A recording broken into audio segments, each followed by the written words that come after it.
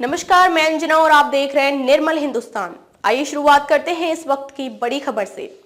बसपा का जन आक्रोश आंदोलन में गृह मंत्री अमित शाह को राष्ट्रपति से तत्काल हटाने की मांग कर राष्ट्रपति के नाम ज्ञापन दिया गया। गोंदिया महाराष्ट्र के सभी जिलों में आक्रोश आंदोलन में आज डॉक्टर बाबा साहेब अम्बेडकर पुतले के सामने तहसील बसपा का डॉक्टर बाबा साहेब अम्बेडकर इन्हें संसद में अभद्र शब्द बोलने पर गृह मंत्री का धिक्कार कर अविलंब हटाने की मांग ऐसा पत्र राष्ट्रपति के नाम एसडीओ को प्रदान किया गया। इस अवसर पर जिला अध्यक्ष सुनील भरने, सविता बेदरकर, अनिल बावने, संतोष खोबरागड़े, नरेंद्र मेहराम, ज्योत्सना मेसराम, छोटू बोरकर, स्नेहा गढ़पाले, एडवोकेट अनिल बोरकर, सचिन नंदगाए, मनोरमा उके, मालती किन्ना के आदि नेतागण सैकड़ों कार्यकर्ता प्रमुखता से उपस्थित थे। सतीश पारधी की रिपोर्ट। अपने प्राणों की आहुति दी ऐसे तमाम संत महापुरुषों को मैं, उनके विचारों को मैं अभिवादन करता हूँ।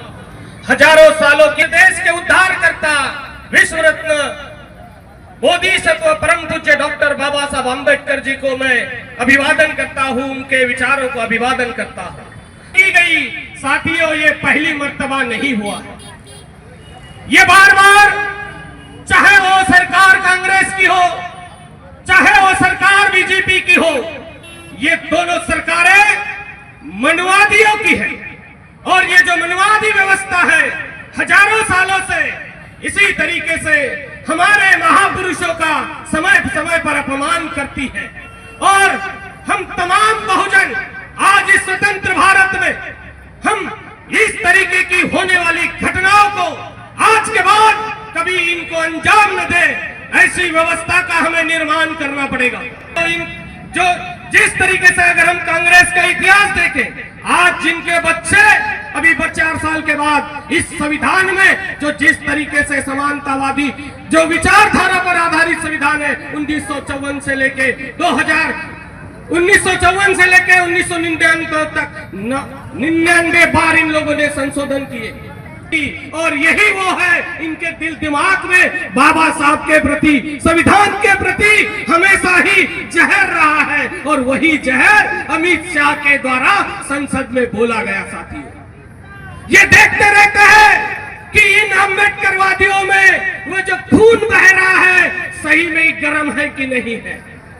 साथियों, इस मंच से मैं बताना चाहता हूं कि हमारा खून तब भी गर्म था 1818 में और आज भी गर्म है। धर्म के बारे में अपमानजनक टिप्पणी करने का क्या हश्र होता है। न विद्वान है और ये विश्व के सबसे बड़े विद्वान के द्वारा लिखे गए संविधान की समीक्षा करने चले हैं। इन लोगों ने न ढंग से 10वीं पास की है, न 12वीं पास की है, और इन लोग संविधान पर टिप्पणी करते हैं। और इस विश्व के सबसे बड़े विद्वान व्यक्ति डॉक्टर बाबा साहब अम्बेडकर के ऊपर टिप्पणी करते हैं। साथियों, कभी कभी मुझे कहा कि झूठों ने झूठों से कहा सच बोलो, झूठों ने झूठों से कहा सच बोलो। सरकारी फरमान आया है सच बोलो, सरकारी फरमान आया है सच बोलो। घर के अंदर झूठों की महफिल बैठी है। दरवाजे पे लिखा था सच बोलो, दरवाजे पे लिखा था सच बोलो। साथियों, इनके दिखाने के दांत और खाने के दांत अलग अलग होते हैं। पर इन लोगों ने कभी न जीतते जी, चाहे वो कांग्रेस हो चाहे बीजेपी हो, क्योंकि जब बाबा साहब जिंदा थे तब बीजेपी नहीं थी पर आरएसएस थी। यही आरएसएस वाले, इन्हीं के आरएसएस के हेड गोलवलकर क्या कहता था कि इस देश में एससी एसटी ओबीसी को अगर समान अधिकार थे, वो एक खातर अधिकार को इन लोगों ने धीरे धीरे करके नष्ट कर दिए। और आज इन लोग हमारे महापुरुषों पे अपमानजनक टिप्पणियां तक करते हैं कि अन्याय अत्याचार गुलामियों पे होते हैं, गुलामों पर होते हैं। जो लोग राजा होते हैं, जो सत्ता में होते हैं, उनके महापुरुषों का कभी अपमान नहीं होता। मंत्री है, इसमें इस्तीफा देना चाहिए, उसी संसद में खड़े रह के माफी मांगना चाहिए। पूरे के पूरे अम्बेडकरवादियों से, संविधानवादियों से माफी मांगना चाहिए, इससे इस्तीफा लिया जाए ताकि आने वाले दिनों में कोई भी नेता जो भी संसद में हो, जिस तरीके से डॉक्टर बाबा साहब अम्बेडकर जी का अपमान करने करने की हिम्मत कर सके। तो साथियों, हा जो शब्द प्रयोग केला कि आंबेडकर आंबेडकर आंबेडकर अगर बोलते तो भगवान मिल जाता, हमें भगवान चाहिए नहीं। हमको स्वर्ग में भी जाना नहीं है और तुम्हारे नरक में भी जाना नहीं है। और ये बोलते कि बाबा साहब के कारण क्या मिला है हमको, अरे बाबा साहब के कारण सब कुछ मिला है। अगर बाबा साहब का संविधान नहीं होता, वो संविधान के प्रति दो शब्द बोलती हूँ कि रुतबा मेरे सर को तेरे संविधान से मिला है, हालांकि ये सम्मान भी मुझे तेरे संविधान से मिला है और उनको जो मिला है वो उनके मुकद्दर से मिला है, लेकिन मेरा मुकद्दर भी तेरे संविधान से मिला है, तेरे संविधान से मिला है। ना जिंदगी की खुशी ना मौत का गम, जब तक जी में है दम तब तक जय भीम कहेंगे हम, जय भीम कहेंगे हम। आज अगर सोचा जाए तो 85% ये बहुजन समाज है।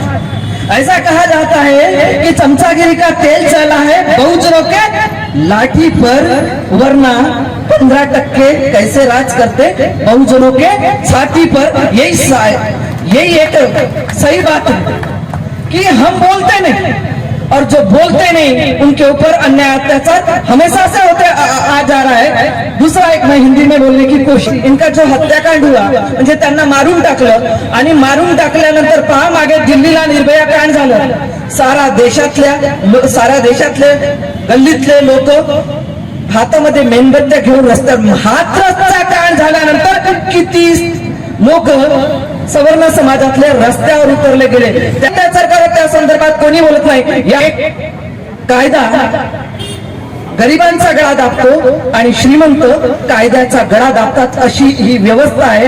आणि मग केला जातो कि बाबा साहब ऐसा नहीं, अम्बेडकर अम्बेडकर अम्बेडकर कहते तो भगवान मिल जाता। तो भगवान को तुम प्यारे हो जाओ, हमको कोई उस भगवान से लेना देना नहीं। हमारा भगवान जीता जागता कौन होगा तो परम पूज्य डॉक्टर बाबा साहब अम्बेडकर है, जिसने हमको सम्मान से जीना सिखाया। सच साबित कर दो, अखबार भी तुम्हारा है, लश्कर भी तुम्हारा है, सरदार भी तुम्हारा है। इस दौर में हम फरियाद लेके जाए तो कहाँ जाए, सरकार भी तुम्हारी है और कानून भी तुम्हारा है। इसलिए बस हमारे पास अब कोई अधिकार नहीं है, एक ही अधिकार है जो हमारे महापुरुषों ने दिया, हमारे बाबा साहब ने दिया। घटना अनुच्छेद 326 के अंतर्गत वो है और देने का अधिकार। वो अच्छे से अगर इस्तेमाल किए तो सरकार भी हमारी रहेंगी, सरदार भी हमारा रहेगा और कानून व्यवस्था भी हमारी रहेंगी। पुरजोर विरोध करना पड़ेगा, उसके सिवा कोई चारा नहीं। नेता को हैक करने के लिए एक व्यवस्था चलाई जा रही है।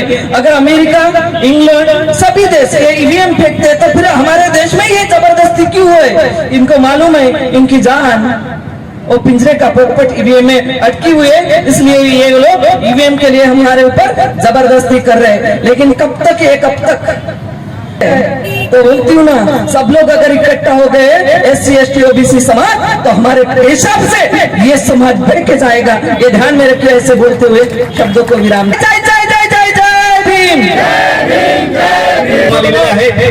तो संविधान कोणी बदलू शकणार नाही, मी म्हणत आहे संविधान कोणी बदलू शकणार नाही, पण त्या संविधानाला लागू कोण करेल?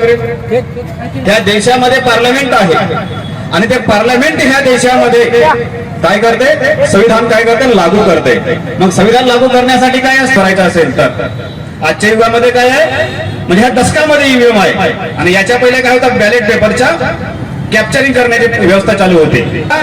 40,000 50,000 पासून गोंदियामध्ये आपल्या भंडाऱ्यामध्ये वोट मिळालेले आहेत। ह्या विधानसभेमध्ये आपल्याला ह्या देशामध्ये भारत आणायचा आहे। ह्या देशामध्ये आता भारताचा संबंध कोणासोबत जोडलेला आहे? भारत हा जो शब्द आहे त्याचा संबंध कोणासोबत जोडलेला आहे, कोणी सांगू शकतो का? ते दुसरा आहे इंडिया। इंडियाचे आम्ही लोक आहोत, ते स्वतःला भारतीय म्हणतात, इंडियन्स आम्ही आहोत। इंडियाचा अर्थ काय आहे? आपल्याला रेफरन्स भारतीय न्याय संहिता एक शब्द आलेला आहे, हिंदू कोड बिल म्हणतो आपण त्याला, कोड शब्द आहे। तर कोडच्या ठिकाणी त्यांनी काय आणलेलं आहे, संहिता। आणि संहिता शब्द कुठला आहे? संहिता शब्द संस्कृत मधला आहे, संस्कृत मध्ये संहिता म्हणतात कोडला, इंग्लिश साक्ष अधिनियम, साक्ष अधिनियम केला तेव्हा काँग्रेसने काय केलेलं आहे, पार्लमेंट मध्ये चेंबर निर्माण केलेले आहे। चेंबर केलं ना, म्हणून जे भी काही अमेंडमेंट होतात ह्या भारत देशाच्या पार्लमेंटमध्ये, जे बी काही अमेंडमेंट होतात ते बिना विचारसरणीनं होऊन राहिलेले, म्हणजे कोणत्याही प्रकारचे डिबेट करायचे आहे ते काय झालं पाहिजे, डिबेट झाल्या पाहिजे। डिबेट कशासाठी? कारण की आपले खासदार आहेत। जेव्हा भारत स्वातंत्र्य झाला, भारत अब तक ले बस इतना ही, फिर मिलते हैं एक ऐसी ही बड़ी खबर के साथ। तब तक ले नमस्कार और देखते रहिए निर्मल हिंदुस्तान। अगर आपको हमारी वीडियो पसंद आई हो तो हमारी वीडियो को लाइक करें व शेयर करें। ऐसे ही लेटेस्ट अपडेट पाने के लिए हमारे चैनल निर्मल हिंदुस्तान को सब्सक्राइब कर बेल आइकन प्रेस करना ना भूलें। धन्यवाद।